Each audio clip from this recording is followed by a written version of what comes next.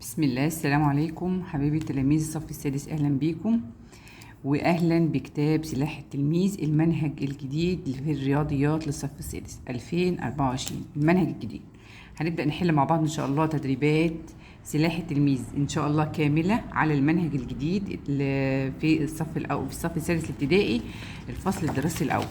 طبعا لو جينا نبص بصة سريعة كده على المنهج بتاعنا السنة دي، المنهج الجديد في الرياضيات هنلاقيه كام وحدة؟ هو 7 وحدات.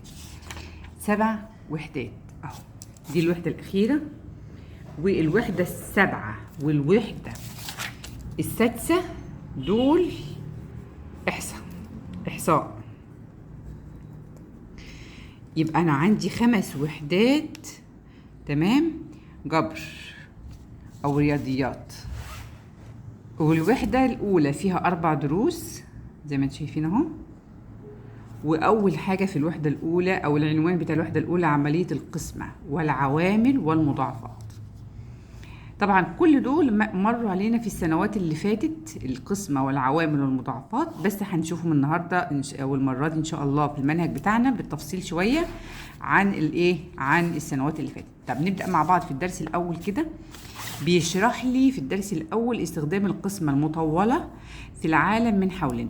طب عشان أفهم يعني إيه قسمة لازم أعرف، أو عشان أحل القسمة لازم الأول أعرف معناها. طب تعالوا نشوف كده المسألة اللي هتهالي اللي هي في استكشف دي. بيقول لي يرغب أحمد في توزيع. توزيع يعني إيه؟ تقسيم. تقسيم يعني إيه؟ يعني هستخدم أو هعمل عملية قسمة. يبقى الأول لازم أعرف معنى الكلام بتاعي. أول ما يقول لي توزيع يعني تقسيم يعني قسمة. دوما في الاسم المقسوم عندي حاجة اسمها مقسوم وعندي حاجة اسمها مقسوم عليه. على مبلغ اهو، على اللي بعد على ده هو المقسوم عليه. والمقسوم دوما بيكون اكبر من المقسوم عليه، يعني ما ينفعش اعمل العكس. يعني ازاي؟ هنا هقول 864 على 24. ال 864 دي اسمها مقسوم، وال 24 اسمها مقسوم عليه. وطبعا انا بما ان انا بكتب من الشمال فلازم يكون المقسوم اللي بيتكتب الاول والمقسوم عليه اللي بيتكتب بعد علامه الاسم. دائما المقسوم اكبر من المقسوم عليه. يبقى دوما عم اخد بالي ان دوما المقسوم اكبر من المقسوم عليه. يعني ما ينفعش اجيب حاجه صغيره واقسمها على حاجه كبيره هيبقى فيها كسور، لا مش عايزين كده. فلو قلت 864 هلاقيها اكبر من 24. تمام. اللي بعد علامه اليساوي ده اسمه ناتج القسمه او خارج القسمه. يبقى انا كده فهمت معنى عمليه القسمه. طيب القسمه عندي او القسمه المطوله عندي نوعين: قسمه منتهيه، وده هنشوفها يعني ايه منتهيه لما اجي اشرح المسائل، وقسمه غير منتهيه. طيب نحل بقى شويه في التمارين وفي التدريبات عشان نفهم الكلام اللي احنا قلناه نظري ده اهو. اول حاجه بقول لي اوجد الناتج ثم صل بالمناسب. اوجد الناتج اعطيني هنا، لو جيت اشوف هنا 8858 على 43. طب هنحلها ازاي دي يا ميس؟ الاول فين المقسوم؟ يعني انا لو واقفه في الفصل اقول لاولادي في الفصل فين المقسوم؟ اللي هو الكبير ده المقسوم، لازم اكون عارفه الكلام ده. واللي بعد علامه القسمه المقسوم عليه والناتج اللي بنطلعه. طب اعمل عمليه القسمه المطوله دي ازاي؟ تعالوا بقى معايا في الورقه هنا كده نشوف مع بعض. بعمل كده حاجه كده اللي هو بتاع النهر بتاع القسمه المطوله. بكتب جوه البيت بتاعي ده، البيت بتاع القسمه المطوله اللي بنقول عليه اهو. بكتب جوه البيت بتاعي هنا في الاوضه دي اللي هو المقسوم اللي هو 8858 على 43 بتتكتب هنا في البلكونه هنا 43 اللي هو المقسوم عليه، وعلى السطح بكتب الناتج. حلو، ده البيت بتاع الاسم. طيب تمام. بقسم ازاي؟ بصوا في طريقتين بس انا بفضل الطريقه اللي انا هحل بيها دي. الطريقه الاولانيه ان انا بكتب مضاعفات العدد 43 في الجنب. يعني ايه طريقه مضاعفات العدد 43 يا مس؟ يعني بقول لك الواحد في 43 بكام؟ ب 43. الاتنين في 43 بكام؟ الاتنين في 3 ب6، والاتنين في 4 ب8 ب86. التلاتة في 43 بكام؟ 9 129. التلاتة في 3 ب9 والتلاتة في 4 ب12. طيب الأربعة في 43 بكام؟ الأربعة في 3 ب12، 2 وبطلع بالواحد، والأربعة في 4 ب16، واحد 17 172. الخمسة في 43 بكام؟ الخمسة في 3 ب15، 5 وبطلع بالواحد على الأربعة، والأربعة ب25، واحد 21، وهكذا. دول كده الجدول ده كده اسمه مضاعفات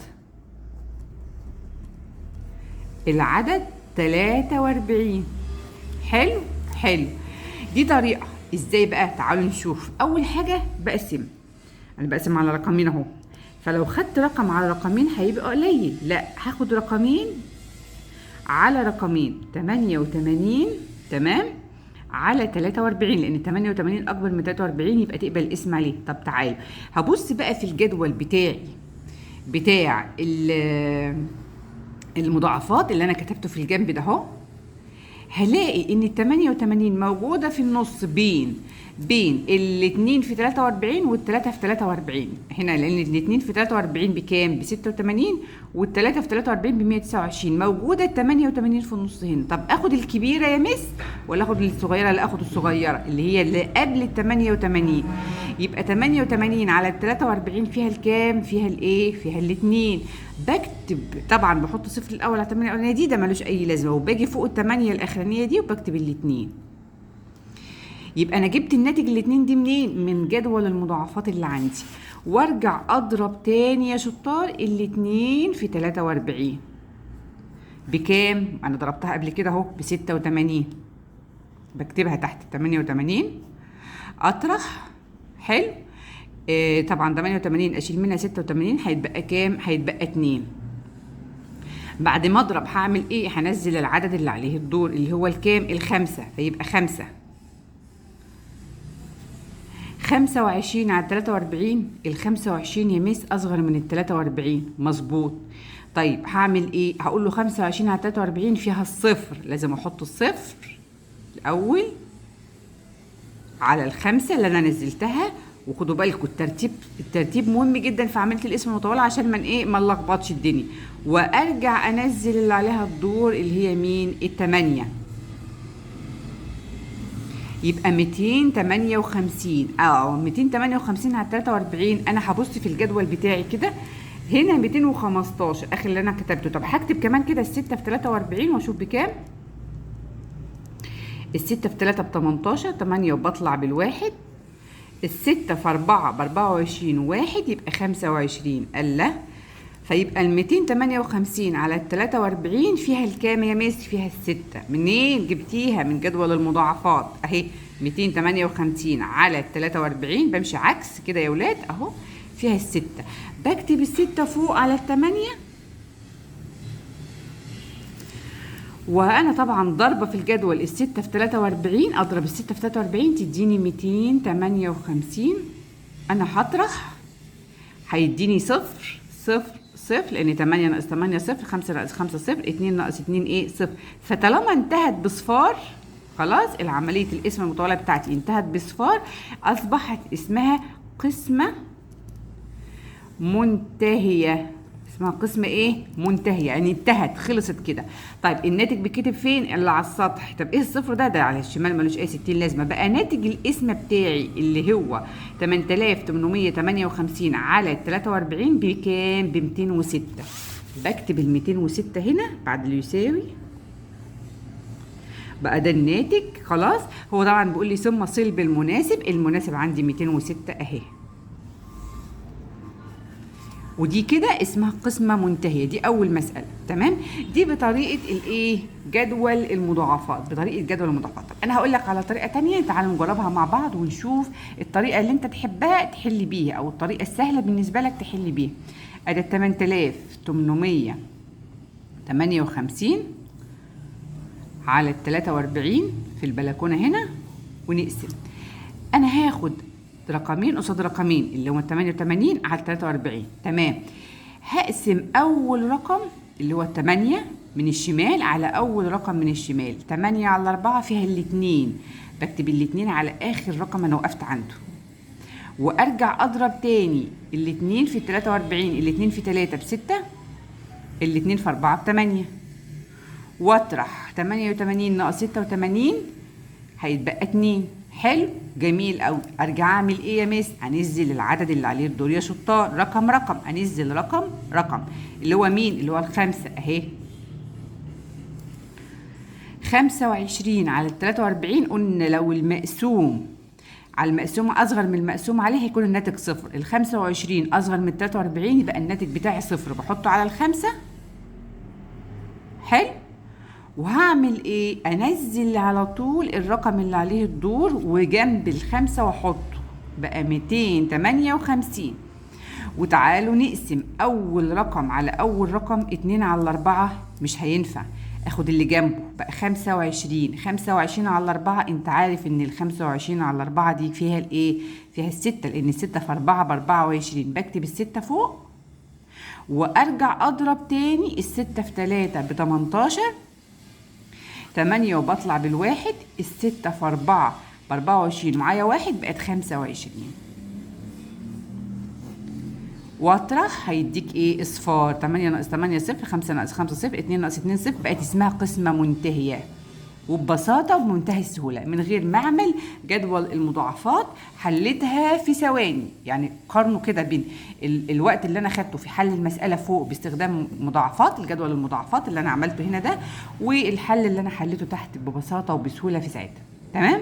دي كده طريقتين عندك للحل، حل بطريقة المضاعفات وبطريقة الطريقة العادية من غير مضاعفات اللي هي رقم برقم.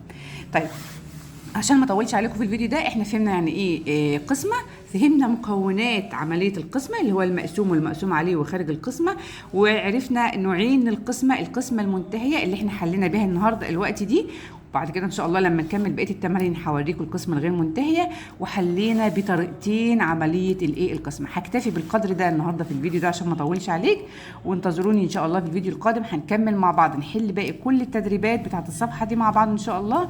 ويا رب يا رب تكونوا استفدتوا من الفيديو. ما ننساش طبعا اكتبوا لي في التعليقات اللي انتم محتاجينه واعمله لكم ان شاء الله باذن الله، ونكمل مع بعض. انتظروني في حل باقي التدريبات والتمارين الكتاب سلاح التلميذ رياضيات الصف السادس. شكرا والسلام عليكم ورحمه الله.